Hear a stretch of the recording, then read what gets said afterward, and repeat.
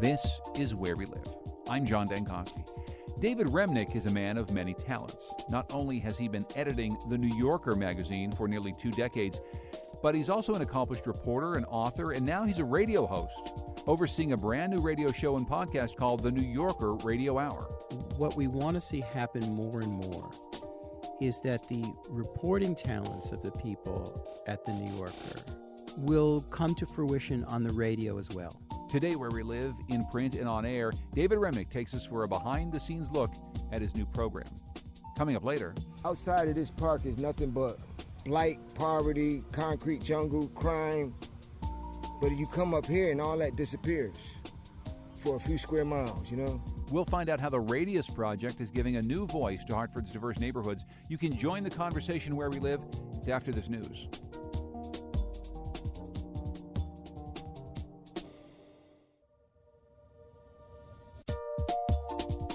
This is Where We Live. I'm John Dankosky. Coming up, we're going to chat with some of the people behind Connecticut Public Broadcasting's brand new Radius Project. We're trying to map Hartford in a new way and finding some interesting stories along the way. But first, David Remnick, the editor of The New Yorker, has already worn a lot of hats in his career. He recently took on a brand new radio show and podcast called The New Yorker Radio Hour.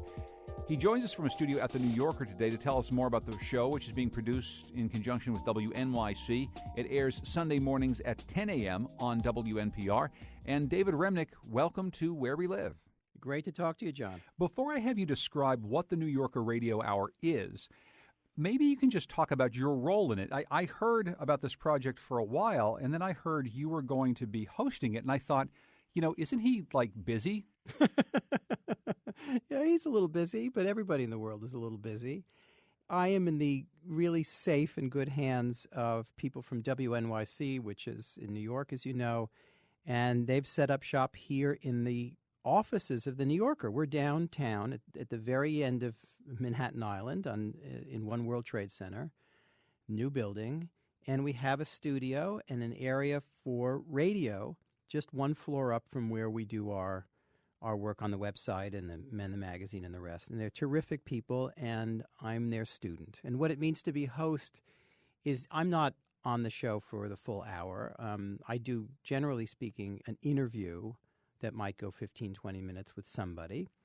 But there are all kinds of produced pieces, reporting pieces, comedy pieces. And the show is meant to be of the magazine. The people that are on are part of The New Yorker. But it's for radio. We can't do things like read the cartoons out loud. That's not going to work for radio. It's its own form, radio, and we're learning it bit by bit. But it is interesting. You have had segments where your cartoonists are talking about the jokes that they're writing, and that's a fascinating window into the world, right? It's hard to talk about cartoons on the radio. Lord knows I've tried on my show before, but that just, I think, does what I hope the show's going to do for us is give a little window inside the creative process of the world of The New Yorker, right? I think there'll be little bits of that, just enough. But the rest of the show should really be substantive, whether it's the substance of comedy or the substance of reporting or politics or what have you. It's not a show about The New Yorker, except here and there, just little windows of it. So when it comes to comedy, for example, we've had Lena Dunham, the star and creator of the show Girls, do a piece for us, and we'll have all kinds of people who write for the magazine and have been part of the magazine and in the orbit of The New Yorker doing radio things. In your second episode, actually, you interviewed comedian Amy Schumer about her evolution as a comic, and we have a little bit of tape from that conversation. Let's listen into a little bit of that. I wouldn't do any of my old jokes now. Because they feel stale, or because you thought they were offensive or off in some way? Because they feel stale, and I have a bigger audience now, and it's more people are looking to me, and I have become, in some ways, a role model. And so I have more responsibility. What I liked about that interview, David, and I think what is going to be a part of the show is Amy Schumer is someone who you kind of can't avoid right now, right? There are plenty of interviews with her, but I felt like you were getting at some things that you maybe didn't hear elsewhere. Well, I think Amy Schumer and I love Amy Schumer, and I think that film that she did with Judd Apatow is terrific, and I went to see her at the Apollo Theater, and her TV show is superb. It's kind of the year of Amy Schumer, or was the year of Amy Schumer. But there were aspects of her act that came up for question by people who were both her critics and her fans. And instead of dismissing it out of hand, she's a very, very intelligent and thoughtful person, and she kind of thought these things through. It's similar to Lena Dunham. Lena Dunham was criticized because her first season there was really no presence of African Americans on the show. And instead of just becoming defensive, getting into a defensive crash and being dismissive, she took it on board, and it shaped the second season. And I think Amy Schumer similarly became an even deeper and more interesting comedian by responding to what amounts to a critical conversation. This sort of big profile that The New Yorker is known for allows you to get into some of these issues with, say, a comedian that wouldn't be a part of their act. How is it different in your mind creating a cohesive conversation on the radio to get into some of those subjects as opposed to doing it in a print piece? Is there something different that you're learning to do when you're asking Amy Schumer about these things on the radio as opposed to trying to put it together in a long-form piece? It's incredibly different. Remember, a written piece, the interviewing part, is just the beginning. It's the gathering of material. It's the watching that subject in action. You'd be, in Amy Schumer's case, if you were writing a profile of her, you would not only interview her at length, but you'd try to watch her do things, work with her team at the television show, or negotiate life in some way. A conversation on the radio is something very, very different and more focused on the conversation itself. The master of this, I think we'd all acknowledge, certainly on public radio, is Terry Gross. And what she does is, if I listen to her correctly, and I have for years, is that she's very conversational, but she is very sly, very shrewd, and knocks the subject subtly off balance so that they're not giving their usual answers. They're not, everybody, particularly famous people, have rote answers, set answers that they're ready to give at a moment's notice. Right? If you ask George Clooney about being handsome or his years on ER, he's got a little tape recorder in his head, and it's going to unspool the answers that he's done 1,000 times. A good interviewer, and Terry Gross is kind of the apogee of this, and others I'm sure are really good at it, including your own good self, but you throw that subject off balance so that they're not so totally relaxed that they're both boring and giving you their kind of auto answers. So now that you have this radio show, do you often think, okay, here's the person we really want to get behind, we really want to get into, we want to learn about them, but we really think that the radio interview is the more appropriate way, or the traditional print piece is the more important way? I mean, are you finding yourself now having these conversations saying, the thing I really want to hear from Amy Schumer isn't something I'd read on the pages of The New Yorker, it's something that I want to hear her say? Well, we didn't profile Amy Schumer this time around. I thought Amy Schumer was kind of over-profiled in every magazine in the world. The piece that we did have was Emily Nussbaum, our great television critic, doing a critical piece about Amy Schumer. I have to admit, as an editor, a little reluctant to do profiles of people who are being profiled everywhere all at once because they're on a huge publicity tour, because they have a big movie coming out, because the book is coming out. Now, sometimes it can't be avoided. I know radio people, television people, print people, and web people all encounter this quandary, but I want those profiles in the magazine to have a lasting journalistic or literary quality so that 6 months from now they can be read for profit. What we do on the radio is going to be something different. You want it to be as optimally great for the radio at that moment as possible. And it's important for me and all my colleagues at The New Yorker to acknowledge that radio is different than what we're doing at the magazine. Where they overlap, and they overlap well, great. But where they don't, we shouldn't force it.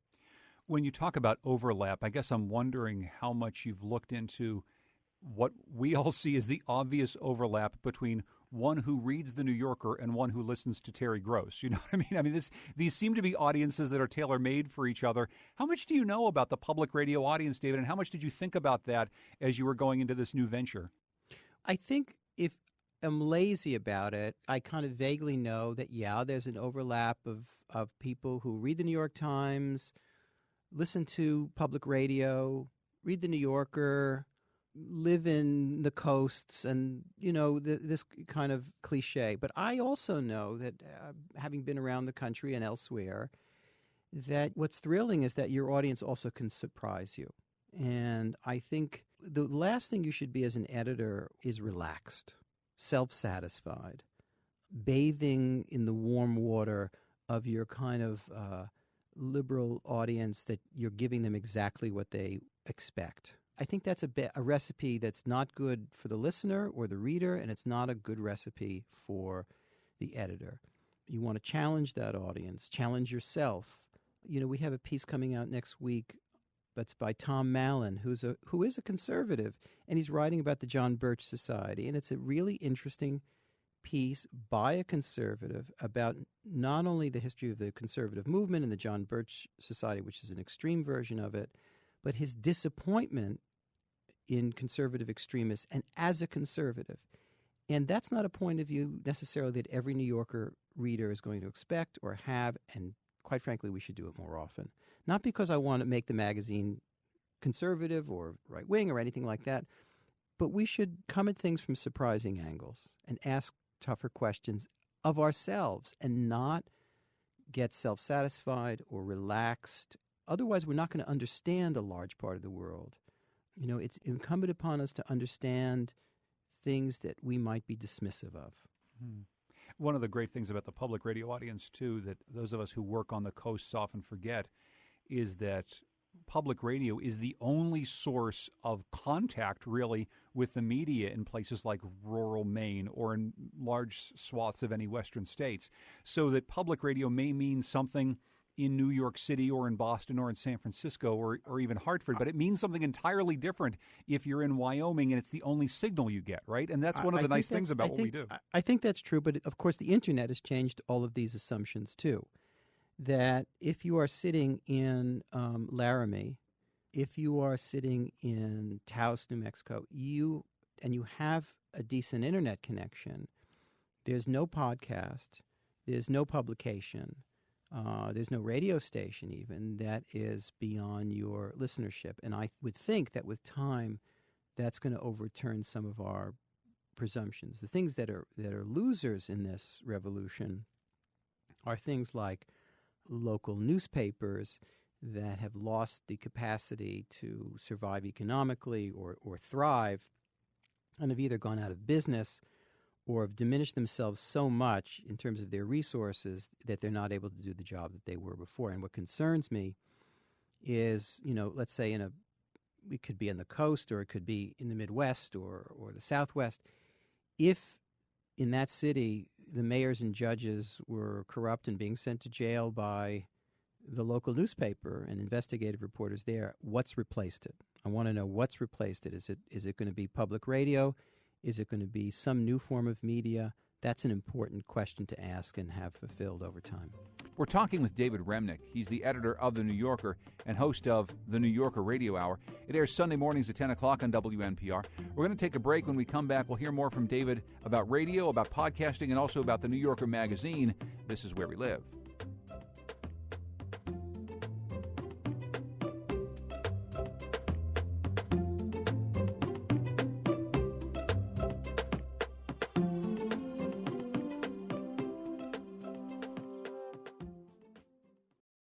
This is Where We Live. I'm John Dankosky. Coming up later, we're going to be hearing about the new Radius project from WNPR. Right now, though, we're talking to David Remnick. He's the editor of The New Yorker. He's the host of The New Yorker Radio Hour, which now airs Sunday mornings at 10 o'clock on WNPR. Let's listen to a little bit of an interview that you did recently. Gloria Steinem was on the road, and she was actually on my show not too long ago talking about her new book, My Life on the Road. Let's listen to a little clip from that conversation. Well, to address some of the deep reasons for hostility to women in leadership roles, women of every race, Hillary and everybody else, I think in a deep sense we won't escape this until men are raising children as much as women are, and women are as active in the world outside the home as men are. Because right now we associate, most of us, women too, have been raised by women as infants and children. We associate female authority with emotionality and nurturance and home. We don't see it as a comfortable kind of leadership in the outside world, a rational leadership where we've mostly seen men. So I don't think this is going to go away easily. It's going to take quite a long time. That's Gloria Steinem talking on the New Yorker Radio Hour. What did you take away from that interview with Gloria Steinem, David?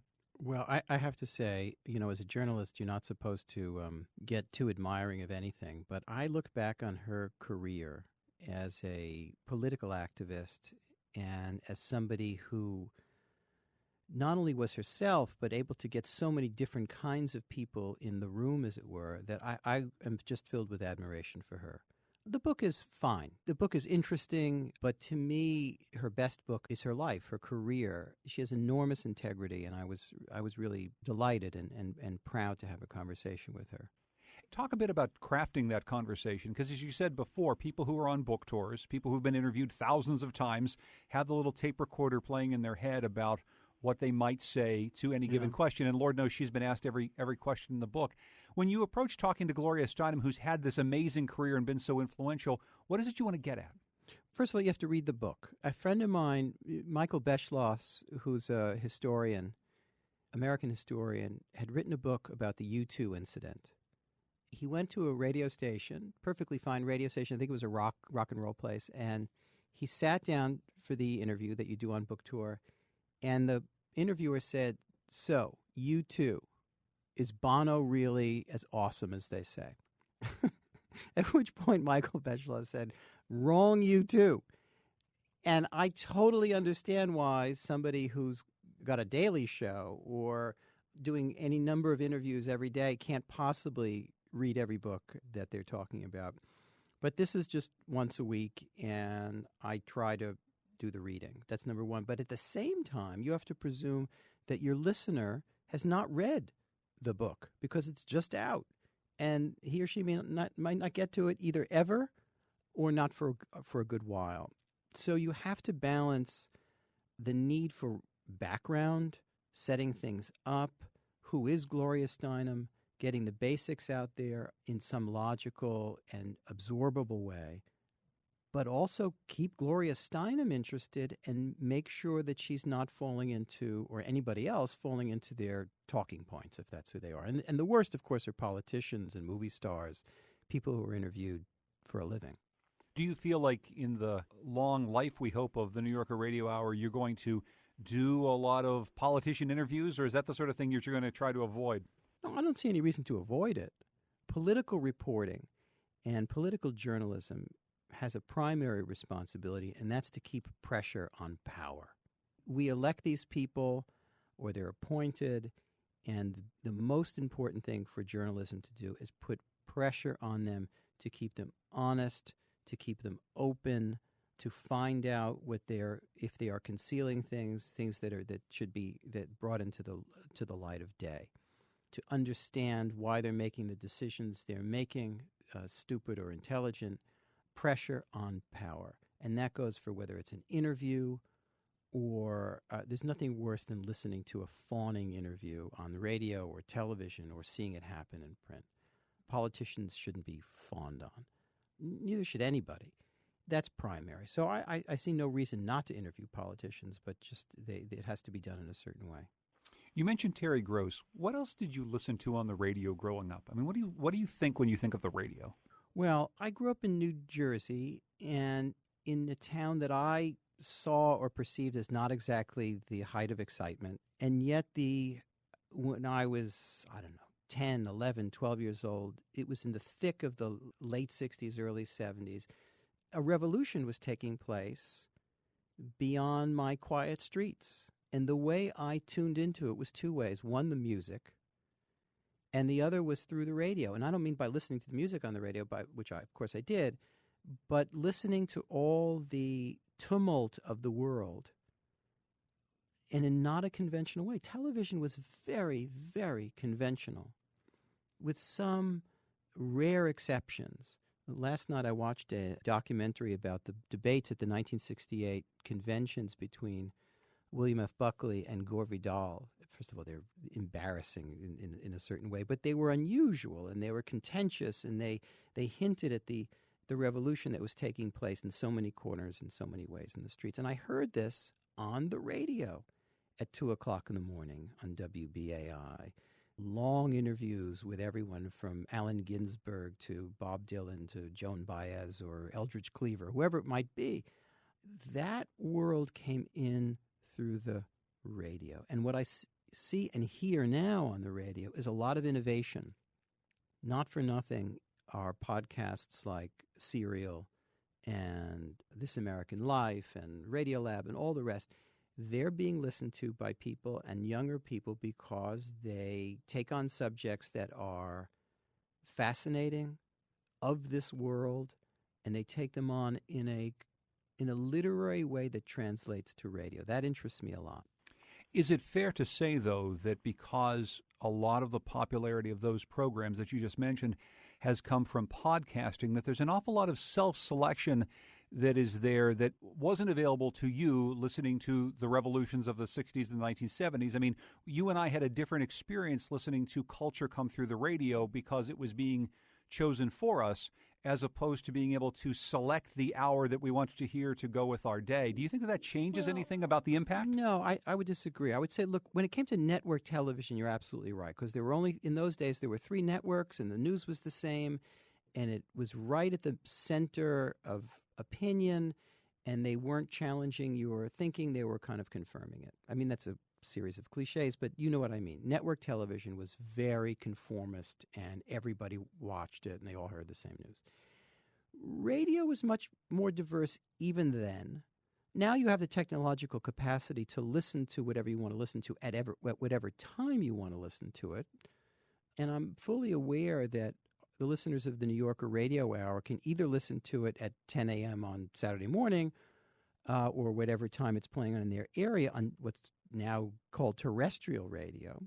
And people can also press a button on a website, the WNYC website or however they're going to get it, and listen to it when they want to, or download it and listen to at their leisure. That to me is fine and not such a radical departure from the radio past. And look, even with the New Yorker, I'm fully aware that in a nation of 300 million people and in a world of many billions, that only a few million people are reading the New Yorker. But a few million people, when you actually see what that looks like, you go to Yankee Stadium and that's 60,000 people, and you multiply that by as many as it takes to get to a few million, that's an audience that you can't be too sad about. That's pretty great. I want to listen to a little bit more from your program, and this is from an interview that you did with jazz pianist Robert Glasper. At one point during the conversation, you asked him about whether he feels it's his mission to guide young people back into the world of jazz, not just to his music, but to the music of people like Miles Davis and Thelonious Monk. So let's listen to his response. Somewhat it's that. Somewhat it's just like it's about Christian Scott and Marcus Strickland and Kenneth Whalum. Yeah, contemporaries, my friends. Miles doesn't have a problem with selling records. It's my contemporaries that are having the problem. So my thing is, hey, y'all, all jazz doesn't sound alike. There's a young, fresh sound out there that has influence of our music. So that's why I chose to do Jazz Trio, but do songs that people of my time today know. Kendrick Lamar, Jhené Aiko, Bilal, John Legend, Radiohead, because those are people that, and albums and artists that are relevant now. I'm so glad you did this interview, David, and I love him and his music. And I was wondering if you felt, when you came away from that, a little bit more hopeful about the state of jazz today, because there's been a lot of dirges written for jazz recently. Well, Robert Glasper is an interesting figure in that he's a bridge figure. He's got jazz capacities and abilities, and he's studied it very deeply, and he plays it really well. At the same time, unlike a lot of jazz players, he's interested in contemporary composers. As you mentioned, he's been on Kendrick Lamar's records. They've collaborated, and he's collaborated with a lot of hip-hop people, and that is totally of interest to him. What I worry about, and you're talking to somebody who does listen to jazz a fair amount and grew up with a lot of it, what I worry about is the museumification of jazz. When I go to a jazz club, generally speaking, the audience is not young. And it's not unlike going to a symphony audience, too. If you go to hear, to see a subscription concert at not Carnegie Hall so much as Avery Fisher Hall, or what's now called Geffen Hall, the age is not young, and that tells you something. And what you hope for in the case of both classical music and jazz, there's so much to offer. It's such a diverse music that sooner or later people will come around to it. And a figure like Robert Glasper is not only a musician, but he's also an evangelist. He's an evangelist for musics that maybe the Kendrick Lamar listener could use a little, shove toward hearing. And I think one of the problems with the museumification, if that's a word that you mentioned, is you walk into a coffee shop and if they're playing jazz, it's very likely they're playing a Miles Davis record, and it's very unlikely that they're playing a contemporary record. And that's something that I suppose will need to change through his work and through others. But look, let's not speak ill of Miles. I mean, look, to me, Miles is Beethoven. It's Bach. It's Haydn. It's Mozart. It's eternal. And to listen to Miles Davis is eternal, and the music of the spheres. He's a genius and was a genius. And no one, including music critics, can get to everything and hear everything. So when someone with a musical mind like Robert Glasper points you in certain directions, that's something of value to me. So what are some things that you have planned for the radio show that you're really looking forward to, some things that you just can't wait to do? I think as we evolve, what we want to see happen more and more is that the reporting talents of the people at the New Yorker, and obviously they have to space out their time to do it, will come to fruition on the radio as well. And it's not lost on any of us that there's an enormous amount of innovative reporting going on radio, on podcasts, that we should learn how to make our own. It shouldn't be the same. No one is pretending that we're just going to, we're going to be Sarah Koenig and do serial. She's Sarah Koenig and doing serial quite well, thank you, or Ira Glass or any of those people. But what's fascinating about the current scene is that the world is cracked open where sound is concerned, where the way stories are told are concerned. And the New Yorker has always led the way in writing of a certain kind in a very diverse way, and we want to see what we can do in this medium. David Remnick is editor of The New Yorker and host of The New Yorker Radio Hour. David, congratulations on the program. We're so happy to have you here, and thanks for joining me. I appreciate it. I'm delighted, and I really thank your listeners, and I hope they enjoy the program. When we come back, we're going to hear about the Radius Project. It's mapping Hartford in a brand new way. But first, some people now will tell you why you should support all the programs you hear on WNPR. This is Where We Live. I'm John Dankosky. Coming up on tomorrow's show, the 2016 presidential debates have been loaded with rhetoric about a so-called ISIS caliphate. But what exactly is a caliphate anyway, and what does it mean to say that ISIS has one? We'll take a closer look. We'll also talk to best-selling author Robert Kaplan about his new book, In Europe's Shadow. Hope you can join us tomorrow on Where We Live. Now, we just heard about a radio show that's been a long time in the making, the New Yorker Radio Hour. Now we're going to learn about a project started right here at WNPR. I want to welcome in Julia Pistel, who's a writer, the co-founder of CT Improv, and the co-host of the new Radius Project here at WNPR. Welcome back to the show, Julia. Thanks for having me. And also joining us is Katie Tolarski, WNPR's executive producer, who is helping to produce this program. And Katie, welcome back to the show. Hi, John. So tell us about the Radius Project. What is it? So the Radius Project is a hyper-local storytelling project that came out of a jobs grant that we got funded by the Greater Hartford Arts Council and the City of Hartford. So we partnered here at WNPR with some local freelancers. We partnered with Julia Pistel, who, of course, is a writer and just a great Hartford person, and Jamil Ragland, who has written for the Hartford Courant, and he's another writer and just a great creative person in Hartford. Shana Surik, a photographer, Jay Holt, who's one of our producers here. And we came up with the idea of the Radius Project, where we pick 5 points in Hartford that might be more well-known, and then we tell stories of people and places within a half mile of those radius points. So you pick those points, and then essentially, Julie, just kind of walking around around and meeting people. That's right. Yeah, I mean, we had a million different ways that we found stories or stories came to us.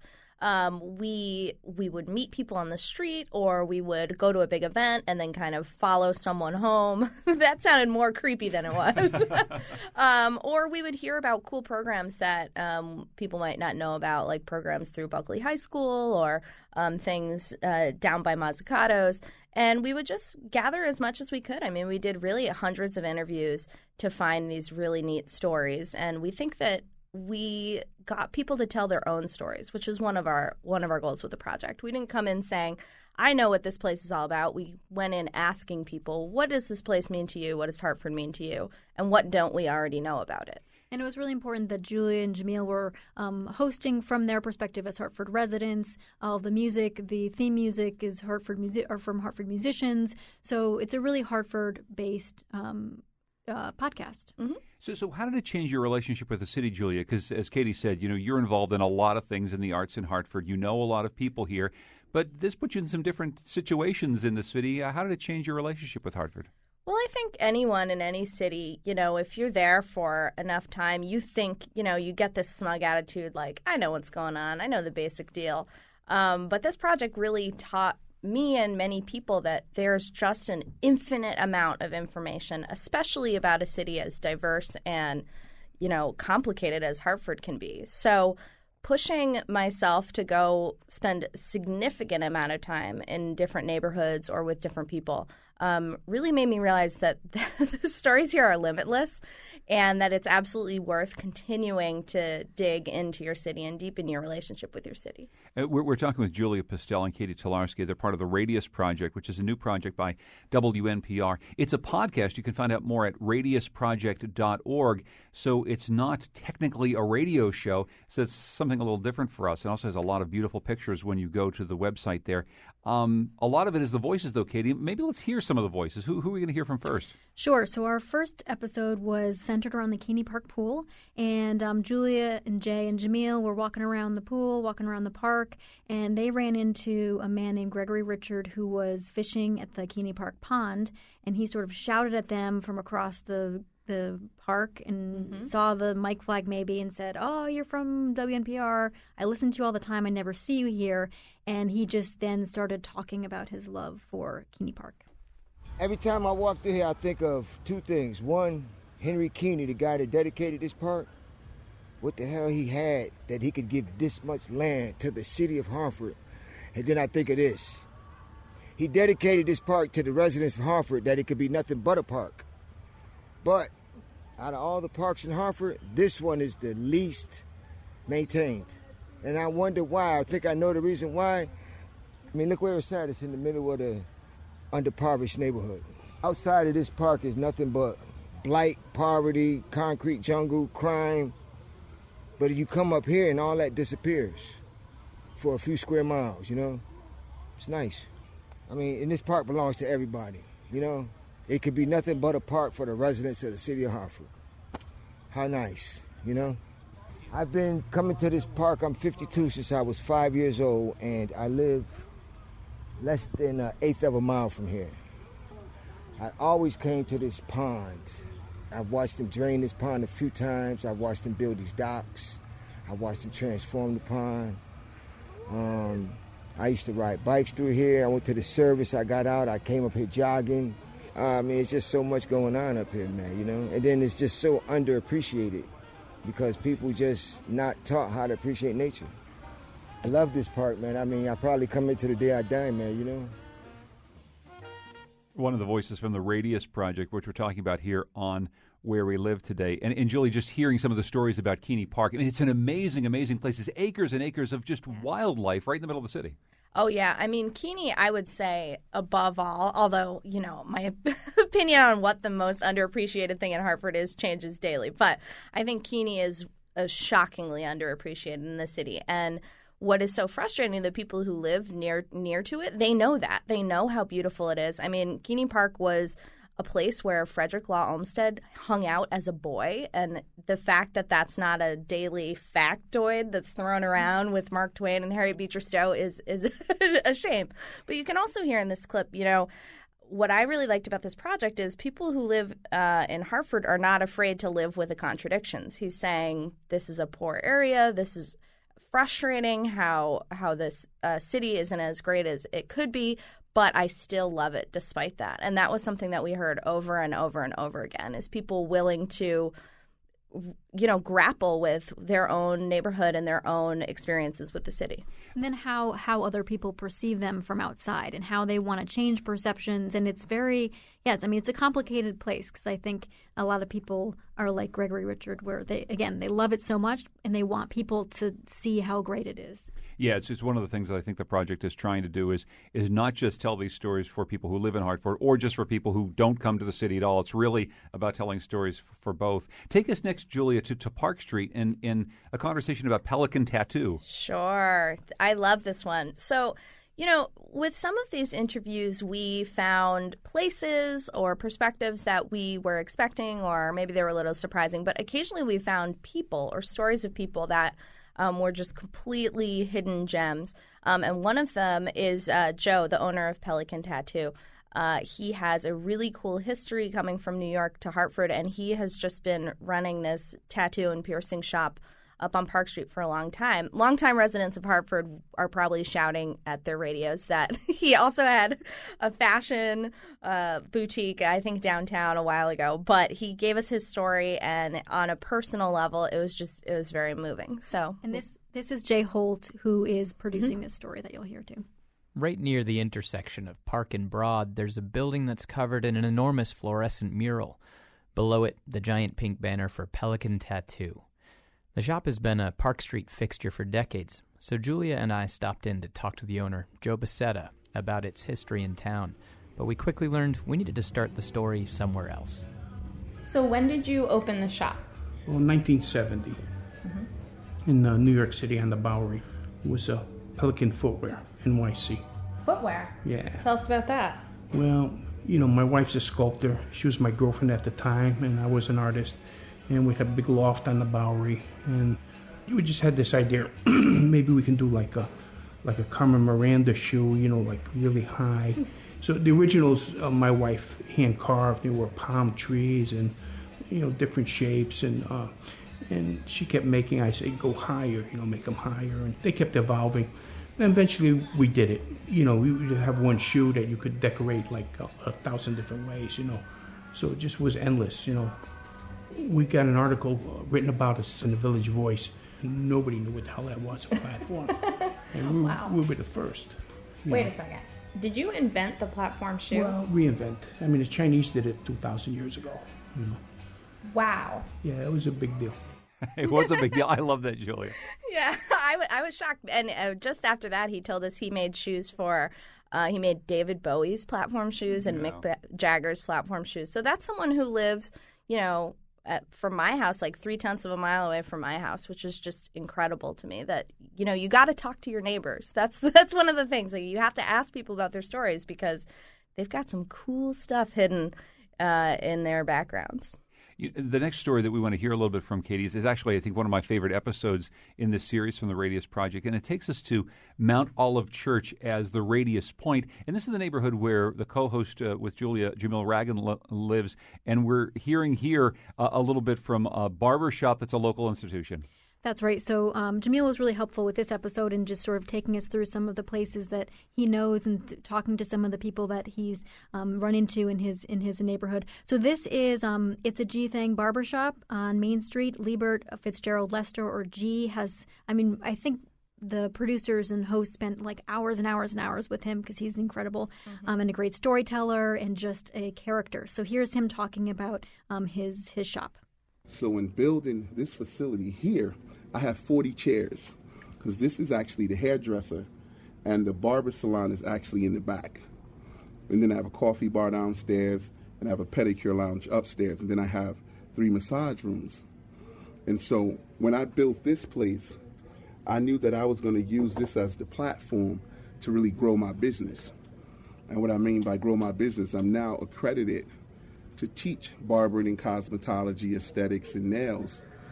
So, we're constantly trying to make an impact in the community. And me building this place here it was to inspire the young brothers.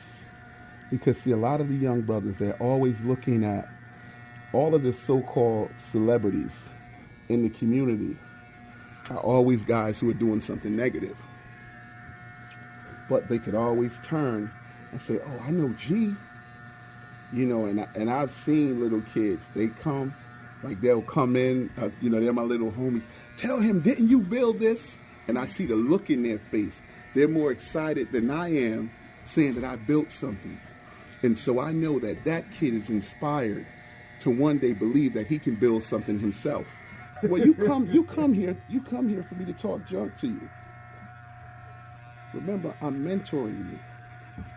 I'm teaching you, like, one day you're going to be married, you're going to have a wife, you're not going to know what to do, but then you're going to go to your mental handbook that you got from the barber. Because, see, one thing we do here in the barbershop, we teach men how to be men. Because a lot of men, they don't know what it takes to truly be a man. So as a result, when you find a man who's trying to be a man and he's struggling, he must come to his barber. I mean, even my buddy Otis here, Otis struggled as well. I coach Otis. You know, I coach Otis all the time. I coach these guys. Cut, man. No, because Otis. What Otis wants? Otis wants. Get off the soapbox, man. That's enough of the ambient. It's so funny, Julia. That's a great piece of tape. Yeah, we absolutely love this. I mean, G can go on forever. We got hours and hours of him. But I know we're almost done here, and we have 5 great episodes, and we're hoping to do more, both in Hartford and in other cities. But the other 2 are along the riverfront and by Mazzicato's Bakery. So those are 2 great spots as well. That's right. So radiusproject.org is where people can go and listen to more stories and leave comments. And we'd love your feedback. This is sort of a pilot episodes here, so we'd love to continue to do this, and we want to hear from you. Executive producer of Where We Live and our other programs, Katie Tolarski, Julia Pastel, the co-host of the Radius Project. Thank you both so much for joining us. I really appreciate it. Thanks for having us. This is Where We Live.